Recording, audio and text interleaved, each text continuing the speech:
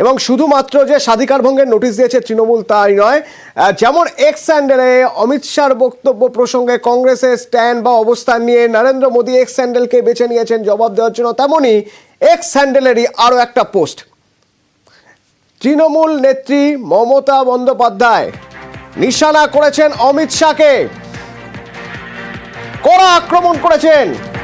সংসদের মন্দিরে দাঁড়িয়ে এই মন্তব্য, কেন এই মন্তব্য?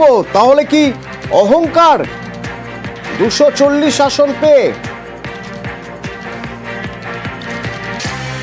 সরাসরি আমার সঙ্গে আমার সহকর্মী আবির রয়েছে। আবির, এতদিন ধরে কংগ্রেস বলে আসছিল তারা যে যে পদক্ষেপ করছে সেই পদক্ষেপ তারাই করছে, তাদের সহযোগী দল করছে, কিন্তু কই তৃণমূল তো তাদের সঙ্গে নেই।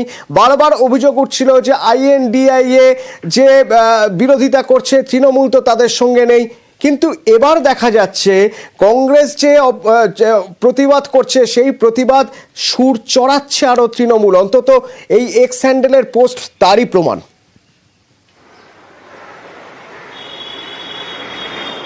দেখো, দুটো বিষয় অতনু রয়েছে। প্রথমত হচ্ছে যে ইন্ডিয়া ব্লকের মুখ হিসেবে যেহেতু মমতা বন্দ্যোপাধ্যায়ের নাম, কংগ্রেস ছাড়া বাকি রাজনৈতিক দলের প্রতিনিধিরা তুলে নিয়ে আসছেন।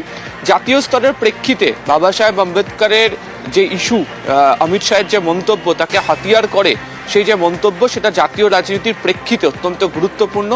দ্বিতীয়ত, বিভিন্ন সময় এই রাজ্যেরই হোক বা বিভিন্ন সভা করতে গিয়ে বিভিন্ন জায়গাতেও মমতা বন্দ্যোপাধ্যায় বারবার ধরে বিজেপি শাসিত রাজ্যগুলিতে দলিতদের প্রতি যে অত্যাচার হয়েছে সেই প্রসঙ্গের কথাও তিনি বারবার ধরে তুলে ধরেছেন। আজকে তিনি যে মন্তব্য করেছেন সেই মন্তব্যে তিনি উল্লেখ করেছেন যে বিজেপির মুখোশ খুলে গেছে, এবং এই প্রসঙ্গের কথা মনে করিয়ে দিতে বলেছেন যে যেখানে গণতন্ত্রের মন্দির বলা হয় সংসদকে, সেই সংসদে দাঁড়িয়ে কেন্দ্রীয় স্বরাষ্ট্রমন্ত্রী যে মন্তব্য করেছেন তা আসলে বিজেপির যে ঘৃণা এবং ধর্মান্ধতার যে রাজনীতি সেদিকেই ইঙ্গিত করে।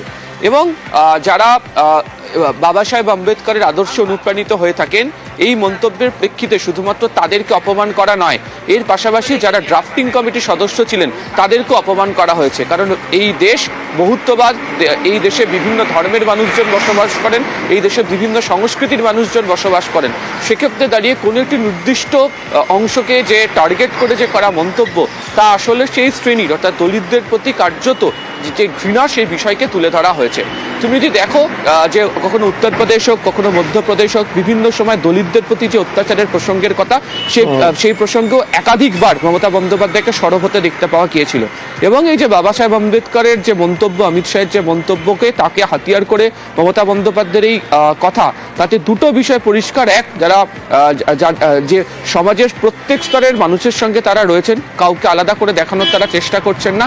দ্বিতীয়ত, বিজেপি যে 400 আসনের স্বপ্ন দেখিয়েছিল, তারা যেটা 240-এ থেমে গিয়েছে, যদি তারা 400 আসনের স্বপ্ন পূরণ করতে পারত তাহলে সংবিধানের ক্ষেত্রেও কি বদল তারা নিয়ে আসতে পারত এবং সেটা গণতন্ত্রের পক্ষে কতটা ক্ষতিকারক হতো, সেই প্রসঙ্গের কথাও এক্স হ্যান্ডেল পোস্টের মধ্যে দিয়ে মমতা বন্দ্যোপাধ্যায় মনে করিয়ে দিয়েছেন। ফলে অবশ্যই যে ইস্যু নিয়ে বিরোধী শিবির, বিজেপি বিরোধী শিবির সরব হতে শুরু করেছে, সেখানে তৃণমূল কংগ্রেসে একই সুরে কথা বলছে তো রয়েছে। দ্বিতীয়ত হচ্ছে যে এই দলিতদের অত্যাচারের প্রসঙ্গে বরাবর তৃণমূল কংগ্রেস যে আক্রমণ করে আসে বিজেপিকে, সেই কথাও এই পোস্টের মধ্যে দিয়ে কার্যত সূক্ষ্মতার সঙ্গে বুঝিয়ে দেওয়া হয়েছে। ধন্যবাদ আবির।